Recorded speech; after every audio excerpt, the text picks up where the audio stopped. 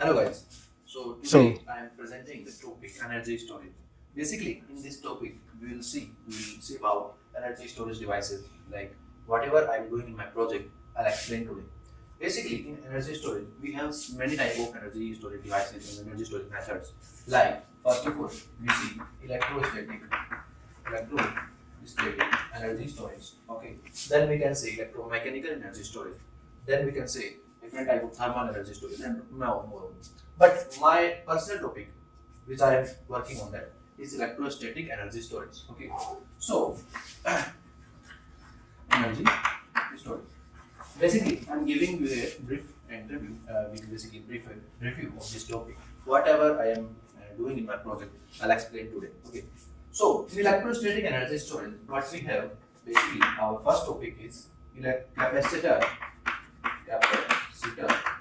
based electrostatic energy storage. Now, if we go into depth of capacitor based energy storage, so first you should have a basic terminology, basic interpretation why we are using capacitor in our energy storage method. So let's understand this.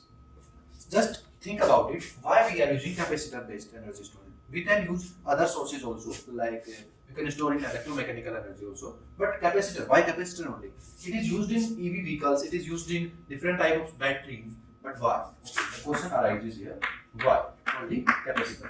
The first answer of this question is we can say that capacitor is very fast. Capacitor has a very fast interaction. We can say response time is very fast. Okay, very low response time is there. It is very fast charging and discharging device. Okay, it can give the energy. It can store the energy very fast. The first use of the capacitor based electrostatic energy storage devices is this. This is the fast.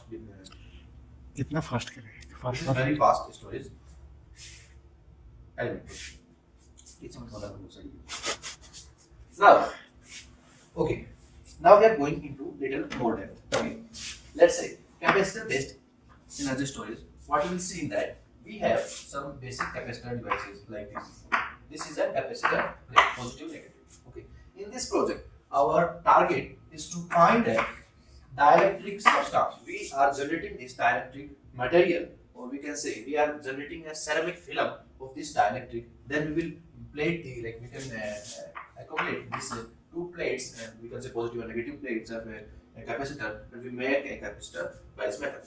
Our whole goal is to make first the dielectric film, or we can say ceramic film. After that, in the ceramic film, we can implant the or two plates, and we can make capacitor. Okay, that's not our project. Our project is to work on the capacitor film, ceramic films. So how we will make these films? Let's understand this. How this improves the energy efficiency of a capacitor. How it improves the energy density of C. How this dielectric ceramic films can improve the energy efficiency. Okay, let's see. Capacitance. So what is the dielectric material in a capacitor? What does it work like? How does it work? So basically, when we apply the current or when we apply the electric field in any direction, that in dielectric material there are some dipoles are there, but they are neutral in normal time. Okay. But when we apply the electric field, there is some dipoles oriented like this. Okay. Same. Okay. By this method, the dipoles are oriented in the different direction of electric field. But in what direction? The direction of electric field like this, the positive charge will go upside, the negative charge will go like downside. Okay. That's the basic approach. Now what's happening here? The dipoles are distracted. We can say the dipole charges are separated from a low distance, very small distance, and this create a net dipole moment, or we can say that's called the polarization P, which is equal to dipole moment is small p upon v, which is volume. Now our full motive, full target is to develop the capacitor dielectric film to more give the we can say to generate more polarization effect. Okay. After whatever we are doing, we are saying that the net polarization, how much polarization we can increase in the material, it will cause the energy density or energy efficiency of the dielectric material.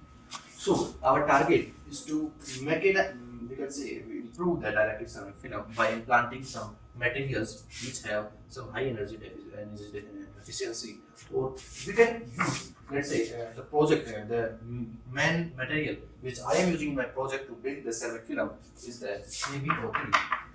Okay, AbO3 means I am using in A side barium and B side titanium and oxygen. Okay, so this is barium titanate oxide. Okay, I'm using this material to enhance my dielectric films. Okay. Now, the next topic is here. In many research papers, the researchers have already described, already changed this AB ratio and done some experimental results and give the research paper. In the research paper, they have done so much work, and they proved that AbO3 is not the highest energy density, or we can say it is not providing the high energy efficiency for our material, okay, for our dielectric film.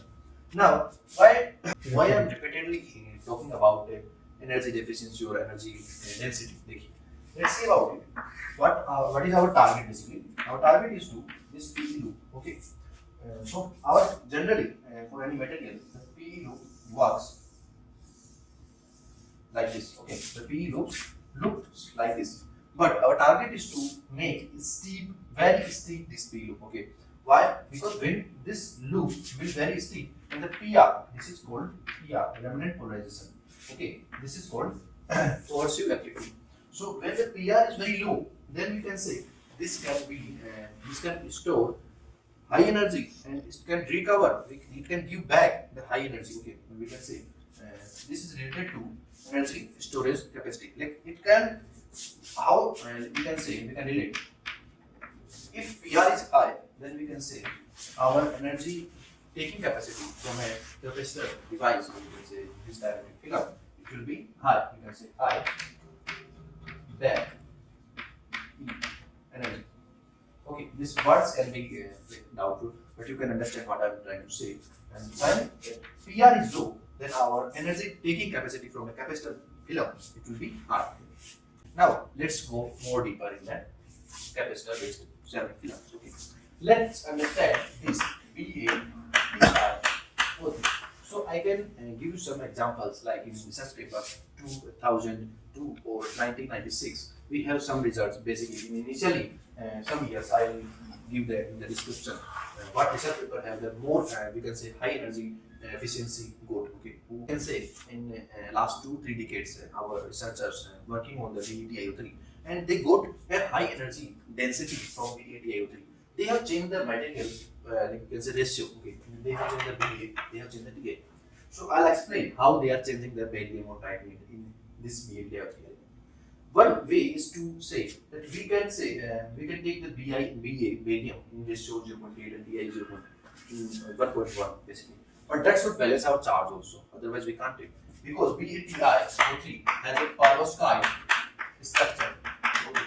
To maintain this perovskite structure, we have to sacrifice, we have to take care of the charges of it. So according to our data, the perovskite structure shows the corner atoms are barium, and the center atom is the titanium, and every face has oxygen element, we can say every face. This is the perovskite structure you can see in the books also. Okay. Many scientists have already changed the barium, we can say, and they got the results basically. Like we can say they got some 98.5% efficiency. Okay. They change barium what?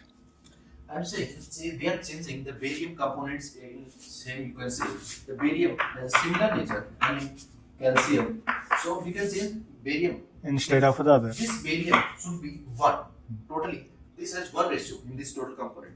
So we can say Na is 0.5 and Ca 0.5. We can do like this. So that should balance our equation also. If this is balancing our equation, we can implant these 2 elements instead of barium. Okay, one another thing. Why we are changing it and what's our motive? In the sense that we are somehow changing a dielectric medium by which we are getting the more efficiency. And here we are changing the barium. So theoretically, if you explain to someone, then why the sodium and the calcium and how it increases efficiency? Okay, basically what happens in these things, why I'm changing the proportion of barium or titanium, is that basically it is very easy to understand. You can say like we have tried the barium component. Is it like, in one ratio I tried and the many researchers or many scientists have discovered and find the results basically, and they have reached a certain result like 98.5. Let's say this is the example, and they got 98.5% efficiency of a ceramic film. Now I want to enhance more it. Okay, I want more steeper speed.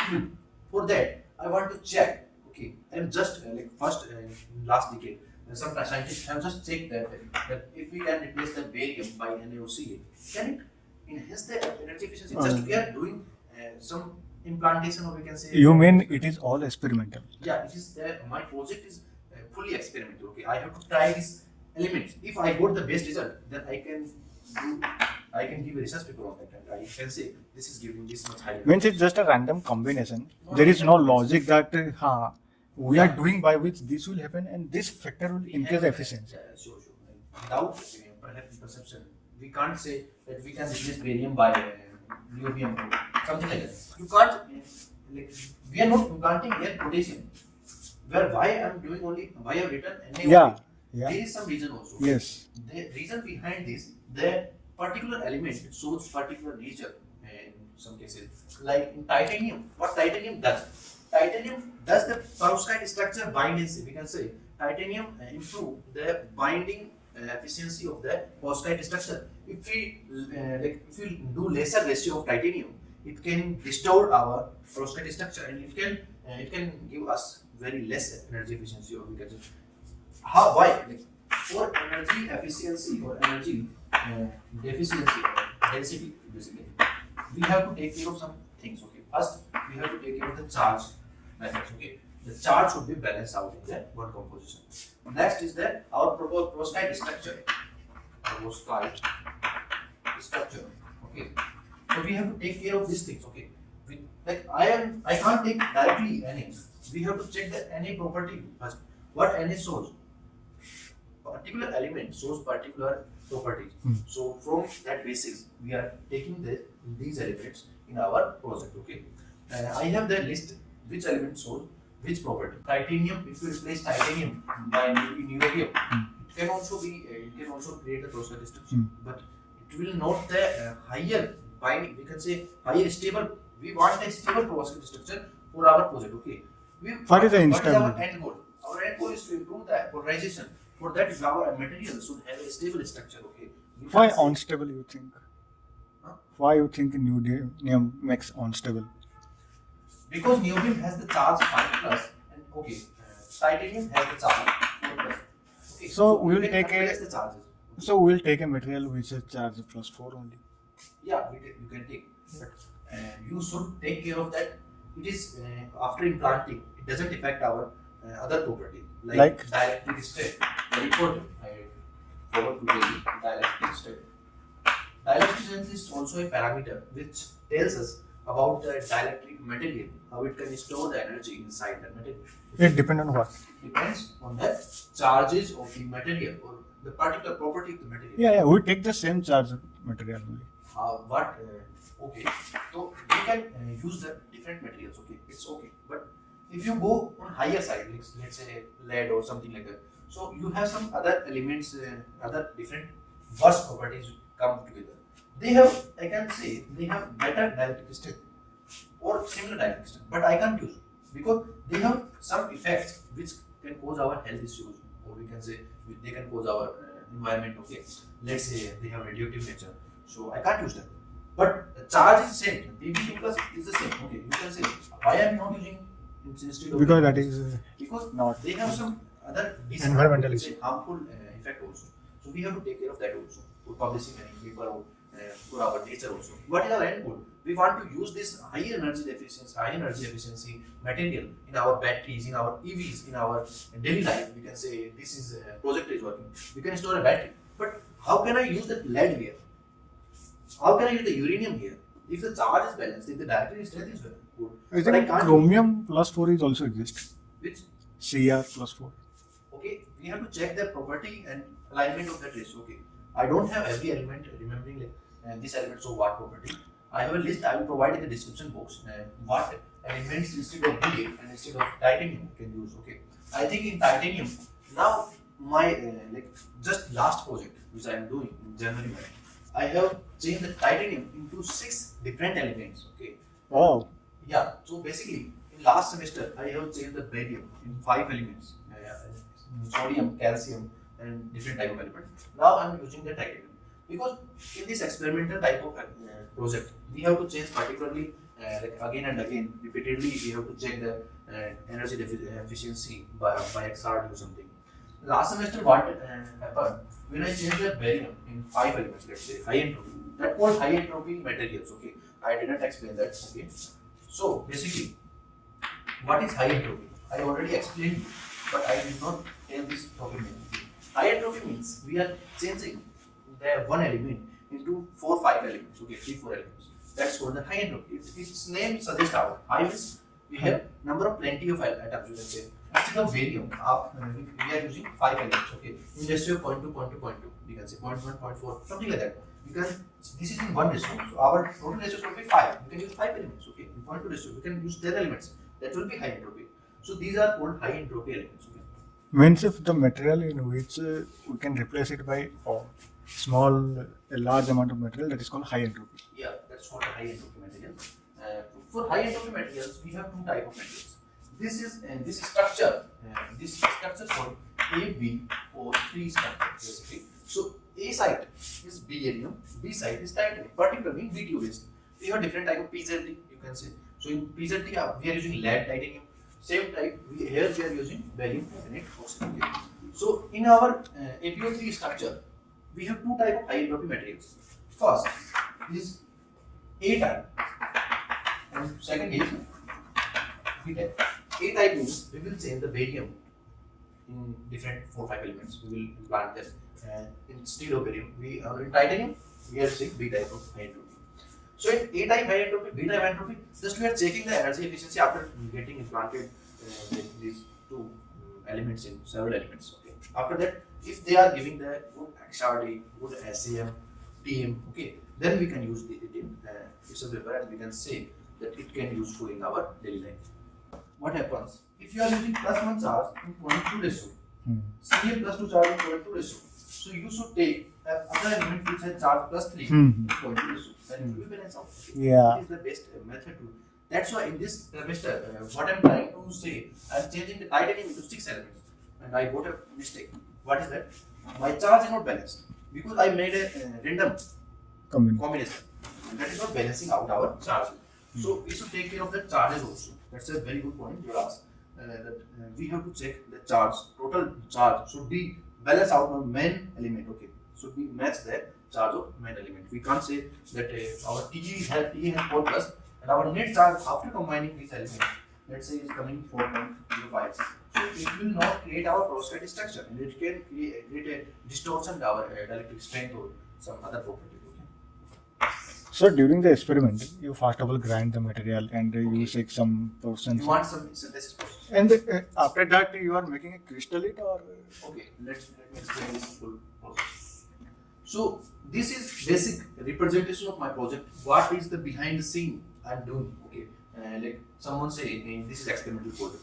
For experimentals also, I have to read some theoretical methods, theoretical explanation papers, and after these deciding which element I will use, which type of element I will not use.